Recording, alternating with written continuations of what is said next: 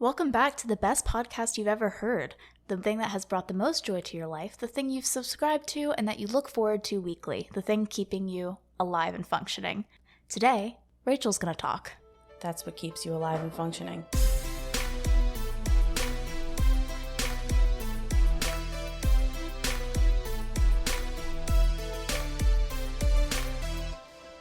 Hello, party people who probably don't party. Because you're too busy learning weird stuff on the internet. You're too busy simping over us. Yes. Found it. That's what it is. Mm-hmm. That's what it is. So, Rachel. So, Lauren. How are you? I am. You are? I am. Okay. So, that's a start. That's a good start. It's better than the alternative. How are you feeling today? Today's a little sad. Today's a little sad. Yeah. Today is my last episode, Rachel. Today is your last episode, Lauren. Yes. I will definitely miss creating content for this podcast. It has been fun, and I'm very grateful to you guys for the opportunity for doing that, and to Rachel for letting me do that, and letting me sing her praises on the internet. Best of luck finding a new co-host who will sing your praises as much as I do. I think everyone will just sing my praises. You think so? I do. Is that the biggest thing you're looking for in a co-host? No, I think that's just kind of a given. I think, why would anyone not sing my praises, Yeah. So I don't think that's going to be an issue finding someone. Well, that's good. Yeah. That's good. Well, we're going to miss you. Well, I can't speak for the listeners. Listeners, are you gonna miss Lauren? No response. Why don't you... Silence. Well, listen, at the time that this is being released, she'll be just getting back from her honeymoon. Mm-hmm. So send us some emails and messages with some farewells that I can give her when she gets back from her honeymoon. Yes, please. And then we'll just forget she ever existed. We'll move on with You might see me in the comment section on TikTok. I better see you there. Even though it is your last episode, I do still have to do the 8-second apologies. I understand that. It's important that I go out on the right foot, I guess. Yes, it's important that you go out humble, with your ego in check. Right. Just like mine is. You better not apologize then. You better just boost my ego with these apologies. No, you need to be humbled. Okay. Are you ready? I'm ready. For your final 8-second apologies. I am. I am so sorry that Lauren literally didn't know what the building was that she was telling us about last week. I am also so sorry that you have to endure Lauren again today, since she obviously does not care about you. Man. I do care about you. I'm just leaving you with Rachel. You'll be fine. Actions speak louder than words, and she said that she cares about you, but if she cared about you, she wouldn't be leaving. So rude. That's the point. Yeah, I know. Well, yes. I understand how these apologies work. Yeah. Good. After this is what, episode 15 or something? Yeah. I feel like the apologies were my idea, weren't they? Yes, they were. But I made them great. You did. Well, yeah, so like we said, this is Lauren's last episode, and last week was the last time that she ever hosted. Yeah. But today is her last episode ever, so I wanted to do something a little bit different today. Aw. Uh-oh. Or should I be scared? I don't know. What do you think? I don't know. Good. That's how I wanted it. Now, I know that you are going to miss me. Yes, and I will miss you. My never-ending knowledge. You're going to miss all that so much, right? Yes. I need verbal confirmation of this because... Yes, I will miss you so much. Roommate Rachel, maybe more than narcissist Rachel. Although I love narcissist Rachel. I don't know what you're talking about. This is me every day, all the time. Oh, that's right. I forgot. Yeah. Why would I ever think less of myself than I do on the podcast? I have no idea what you're talking about. But because you're going to miss me and my knowledge so much, I'm going to cover as much as I possibly can today in a short episode. So you're going to get multiple mini topics. Awesome. So that you can just run with them. Thank you so much. Because I know there's going to be a big void in your life now. Yeah, definitely. So, hopefully you can revisit these to fill that void. Yeah. So I have 4 topics for you today. Okay. And we're just going to jump right into them. Now, the first one is coffin birth. Oh. Also technically known as postmortem fetal extrusion. Okay. Yes. So, just another day of Rachel looking at dead bodies. So I guess I'm not really doing anything that different today. Now, so my brother told me the other day, he was like, you sound too academic on your podcast. Like, it sounds scripted because you sound so academic. I was like, dude, that's just how I speak. So that is just how you speak. When I was typing out postmortem fetal extrusion, I was like, that's going to be something that sounds too academic. But then I was thinking, yeah, that is something I would just blurt out. It totally is. For some reason, just the image that popped up in my brain was like one of those buttons, and it just said, ask me about postmortem fetal extrusion. You need a bumper sticker. Somebody, if you have a Cricut, make a bumper sticker and mail it to Rachel. Oh, well, I guess we can't mail, but when I get a PO box, maybe. Yep. Oh my gosh, I don't just those like stupid buttons are like, ask me about whatever. Ask me about how I lost 83 pounds, and it's like a pyramid scheme like those. Yeah. But it was ask me about postmortem fetal extrusion. So sorry. No, I'm not sorry if it sounds too academic. This is good. It's perfect. An educational podcast. Yes. So, nobody expects the Spanish Inquisition. One victim of the Spanish Inquisition especially did not expect it when she was hanged. Oh. And then while her body was dangling, hours after she was executed, it is believed that 2 living children fell out of her womb. Oh my gosh. Then, 100 years later, Emmy Toplace was buried while her husband was away. When he came home, he paid a visit to her grave and is said to have heard a child's cry. What? Hearing this, he ordered her coffin to be opened, and they found inside a living baby boy. Oh my gosh. Apparently, this baby survived, and Emmy's parish wrote, quote, it's wonderful, just the wording, the Old English, I love it. Quote, April ye 20th, 1650, was buried Emmy, the wife of Thomas Toplace, who was found delivered of a child after she had lain 2 hours in the grave. End quote. Wow. How true are these? Not sure. Yeah. But the idea is true. Okay. The idea of the coffin birth. Yeah. Or postmortem fetal extrusion. Now, it is a very rare occurrence, and there are definitely real cases of it. Wow. But normally, neither the child nor the mother survive. Well, obviously the mother wouldn't survive. Already died. Yeah. But the one example of a confirmed case of this is that there was a pregnant woman in medieval Italy in like the 7th or 8th century. And when her grave was discovered in 2010, they found a cluster of tiny bones between her legs. Oh my gosh. But it was outside of her body. Yeah. According to some of the earlier stories, those first 2 that I told, that makes it sound like they were viable fetuses. Right.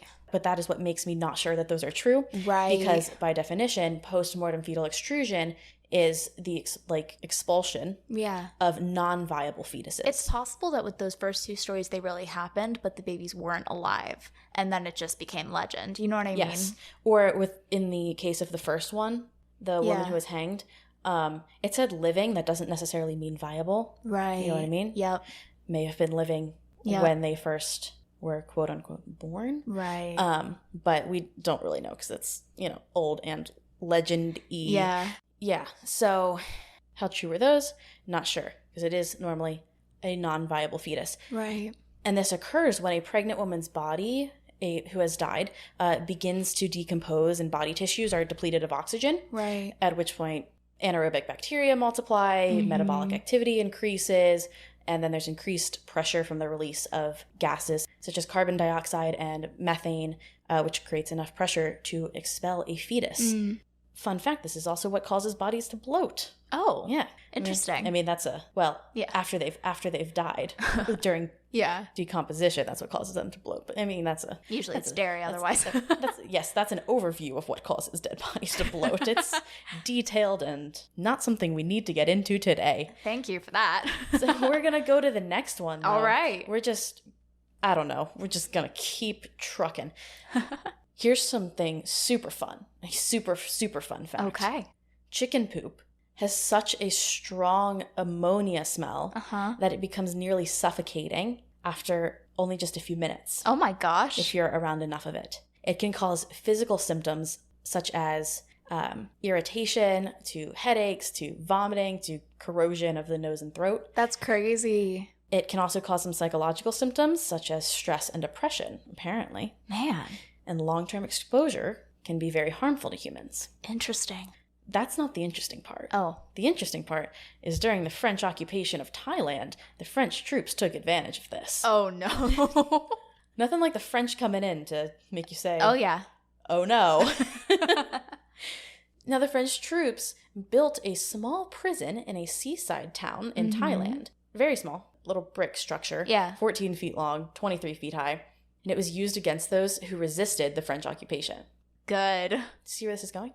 Yeah. It was 2 floors, kind of, but the ground floor, the bottom portion of this structure was a holding cell. Okay. And the top floor was a chicken coop. Oh no. They built it so that the floor of the top floor was like, had holes in it, like perforated, like chicken wire or something, so that the chicken poop would fall through the ceiling onto the prisoners below. Oh no. That's disgusting. That way, they would not only be trapped in a small prison cell, but then also be surrounded by and covered in this chicken poop. That's disgusting. Yes, I'm going to mispronounce this, but I'm going to go for it. Okay. It was called the Khuk Khi Kai, or chicken poop prison, and was considered to be one of the worst punishments that someone could endure. That's so bad. It's awful. There's so little information on it. I really wish there was more. We should go. Go there? Yeah. No. Thailand? You want to go to Thailand with me? Go to Thailand, but I'm not going there. It's literally just a brick structure that Yeah. nothing is used anymore. That's fair. Let's why don't we just go? Let's go. That's where you should go on your honeymoon. Oh my gosh. Some fun sights to see there. Yeah. There Like would the be some chicken fun- poop prison. Well, that's not. Yeah. No, I don't know about that. That's the fun sight. That's the only thing you need to see there. Okay. I will take your word for it. Fine. Whatever. Listen, once COVID's over, you're fully vaccinated. Just go. Oh my goodness, I just scrolled past the 3rd one. That's so sad. Now this is a short one. Okay. This is a short one. This is more than a fun fact, but less than a topic. Okay. This one is about packing peanuts. Ooh. Did you know Probably not. that packing peanuts are edible? Really? Yes. Short answer, yes. Let's just go. Okay. So a lot of companies now use starch-based packing peanuts rather than petroleum-based packing peanuts because they are more environmentally friendly and they have other advantages as well. Yeah. But that's a big one. Because they are starch-based, they are biodegradable, they are non-toxic, and they are technically safe for human consumption. That's awesome. However, they are not produced in food-safe conditions. Right. So it's not recommended. Yeah. But the edible peanuts are used by companies such as Lush Cosmetics, who want to have a smaller environmental impact. That's awesome. So, I mean, don't eat the petroleum-based ones. Double check that before you try. Yeah. But if you have the starch-based ones, I mean... HYPERFOCUS accepts no liability. Why not? Why not try some? Did you know that Starburst wrappers are edible? No. They are. What are they made of? I have no idea, but Brennan eats them whole. Like, he looked up and saw that. He looked up I don't want to know how that comes out the other side. I don't know. He looked up and saw that they were edible, and so now he doesn't take the time to unwrap them. Huh. I'm concerned for him. On multiple levels. Just as a person. He's awesome, though. Yeah, that can't be great for you. Well, I can't imagine that. Neither are the inside of Starbursts, so. Oh, true. Yeah. Yeah, true. Maybe just snip, cut them out of your diet. Or just eat them. Without the wrapper. Or with the wrapper. It doesn't matter to me. I cannot confirm that it's safe to eat these. If someone goes to the hospital because they have like an intestinal blockage, we do not accept any liability. They don't eat the Starburst. They just eat the wrappers. Do your own research if you're gonna eat Starburst wrappers. I mean, it's a free country. Well, yeah. I mean, we've got listeners all over the world, so I can't speak for all countries. If you're in a free country. I mean, I feel like just about anywhere else is free enough that you can eat a Starburst wrapper. That's not the kind of political freedom that people are upset about not having. Oh my gosh. So we're going quick today. Okay. Because we got busy. We got busy days. We do. But we have reached the final one. All right. So this one comes with a question. Mm-hmm. Do you have a favorite crime? Oh, I don't know. Like, use your words. I don't know what my favorite crime is. Disappointing. Do better. Well, I do. Okay. And it's another old-timey crimey. Okay. Now, I am fairly certain that I have told you about this before. Yeah. It is called cooping. Yes, you have told me about this before, and I don't remember it. That's what I thought you would say. So cooping is a type of voter fraud. Yes, you've told me about this one. So good. This is my favorite. I mean, it's awful. It's so bad, but it's like, it just seems like it can't be real. So cooping is a type of voter fraud that was rampant in the 19th century. Mm-hmm. Before voting was computerized, right? Before there were things in place to protect against voter fraud, at least, mostly protect against it. I'm sure it still happens to some extent, but not like this. Yeah, no. Not like this. Are you ready for this? I'm ready. Gangs would kidnap voters, encourage or force them, sometimes encourage, sometimes force them to consume alcohol and or drugs, and then they would force them to vote for a certain candidate. Oh my gosh. Then, when they were done, the gang would force them to put on a new disguise and just keep doing it. They just were like, hey, here's a new set of clothes. Go vote. Votes. Okay, drink this. Put on this wig, this jacket, and do it again. That's crazy. Kept going. Hey, that's one way to get it done. I guess. If you're trying to accomplish voter fraud, which you never should, that's a way to get it done. But if you do, here's how to do it. I mean, in 1840s. Yeah. Don't know how effective it would be now, and I don't recommend trying. Yeah. But this practice was very common at the time. Yeah. And it took a very long time to get it under control. Now, unfortunately, many of the cooping victims were immigrants, which, as more and more people got voting rights, right, that helped them kind of get it under control. Yeah. Because, easier to take advantage of people who don't have rights. Right. Now, here's something I found. I was gonna just tell you about it, but I wanted to read it to you. Okay. Because the whole thing just feels like fiction. And I'm gonna be really honest with you, I don't remember where I got this, but somewhere in the description. Yes, somewhere in the description. Here we go. Quote, cooping victim J. Justice Ritzman was looking for a laboring gig when he was lured by cooping campaigners during the 1859 presidential election in Baltimore, Maryland, which was later examined in a lengthy congressional hearing on the fraud. A member of the Pug Ugly Street Gang offered Ritzman and other men a job and then brought them to a bar. When fully drunk, they were led into a warehouse where they, quote, came in front of a crowd of men, about 5 or 6, armed with clubs and guns and other weapons, end quote, according to Ritzman's testimony in court in 1860. The men were robbed and left in a dark basement where they were given voting tickets for the Democratic candidate. Oh my gosh. The whole thing. Just the name. Yeah. Yeah. Justice Ritzman, the Pug Ugly Street Gang, which, yes, I know that's a real gang, but Ritzman. It sounds fake. Pug Ugly. And then they're like, let's take him to a bar, let's get him hammered, then let's just kind of brandish our weapons, and then let's give them the tickets so they can go vote. Which pretty much the voting tickets was yeah, you would take the ticket to a polling place and just give it to them. Yeah. That's it. Yeah. So, what? That seems like someone wrote a really bad old-timey true crime novel. Yeah, it does. But it's real. That's crazy.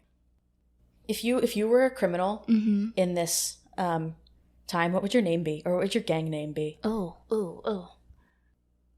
My brain jumped to, those posts that you see where people will be like, okay, the last food you ate plus whatever the color of your pants are is your gang.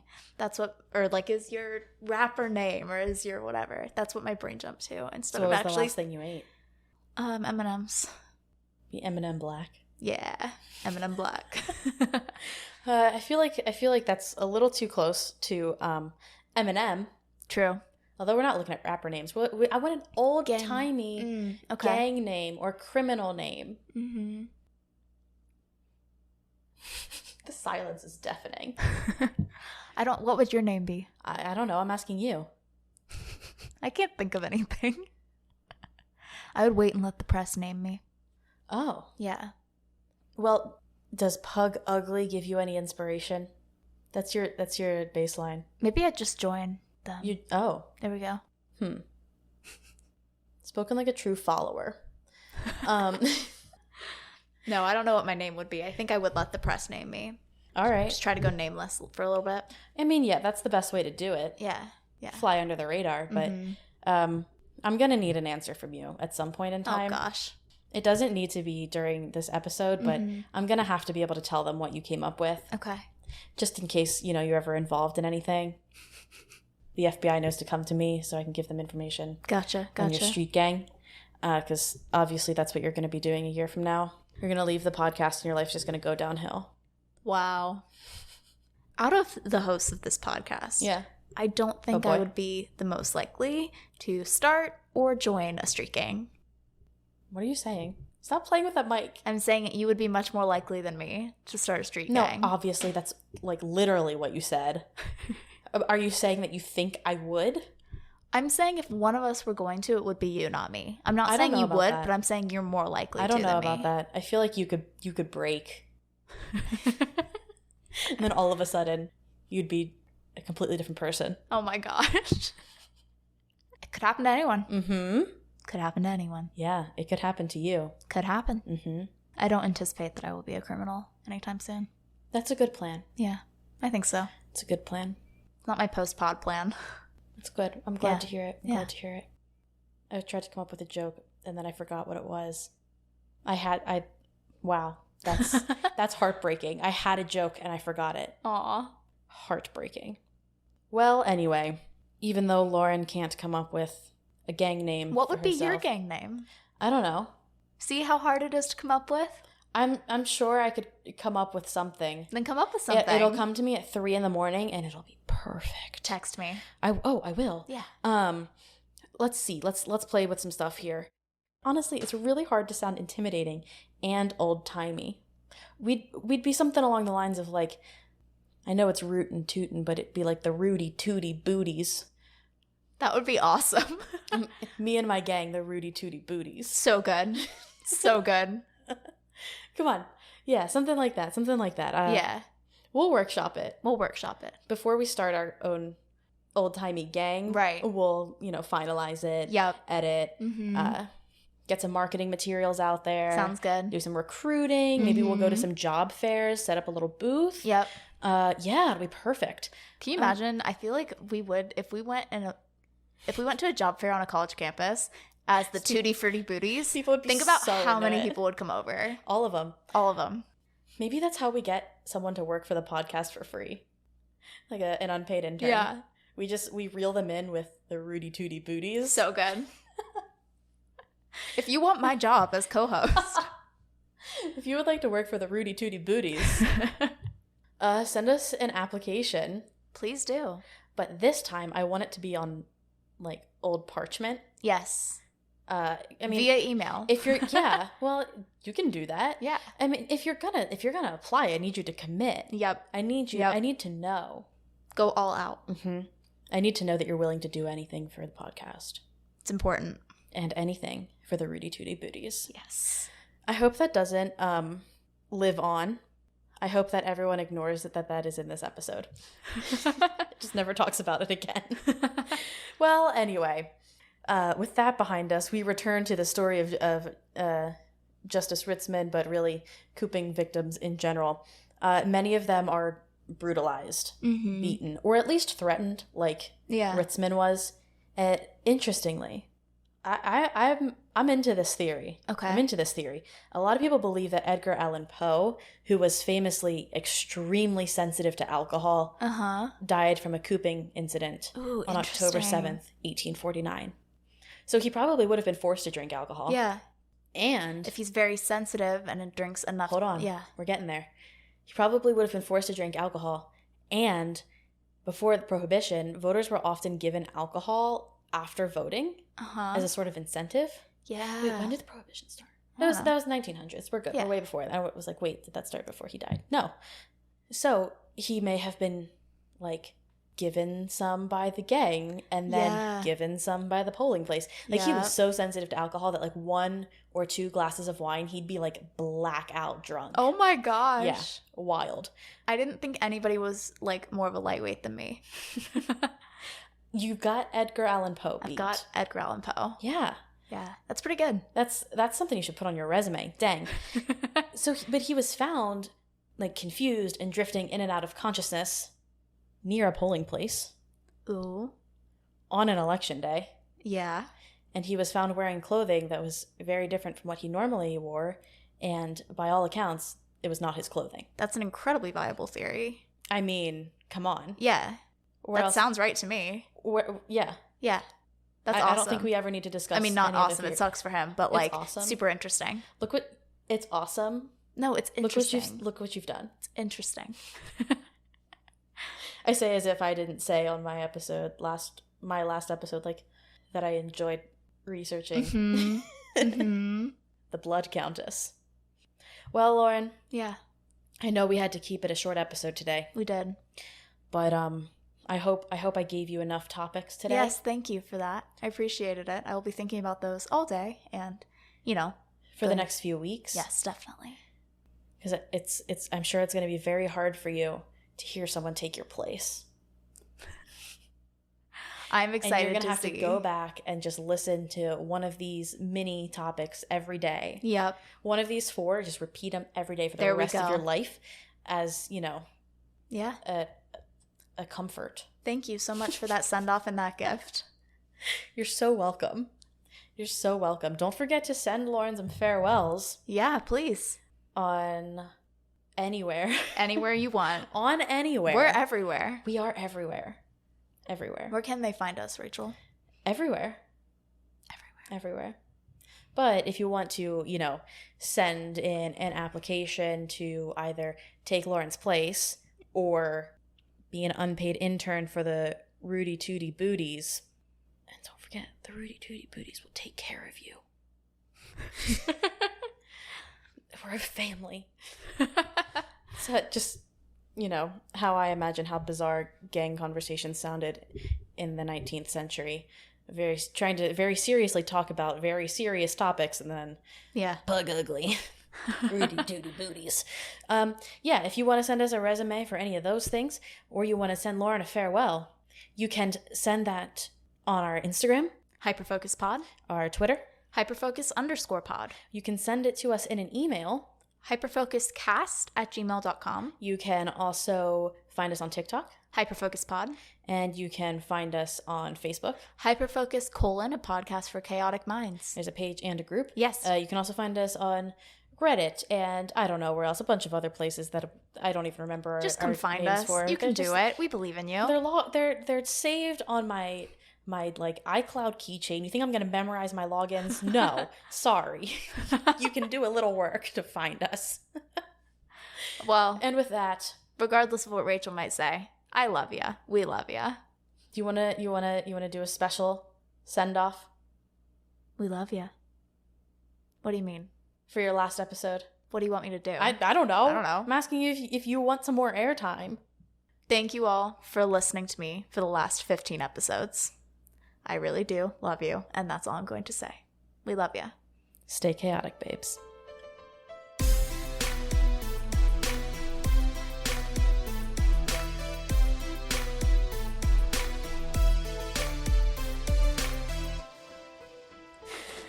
A care package was just delivered to our door for Lauren, and she is going through it, and she's very happy about the coffee that was in it. I'm gonna wreck my heart with that later. Oh, Capri Sun, hell yeah! Introducing Guinness Nitro Cold Brew Coffee Beer, blending the smooth, creamy nitro taste of Guinness with hints of coffee, chocolate, and caramel. Guinness Nitro Cold Brew Coffee Beer, your new favorite part of the day. Look for it where Guinness is sold. Must be 21 and over to purchase. Please enjoy responsibly. Diageo Beer Company, New York, New York. At Capella University, you're in control of your education. With the game-changing FlexPath format, you can set your own deadlines and move at your own pace. The faster you move, the more you save. Visit capella.edu to learn more.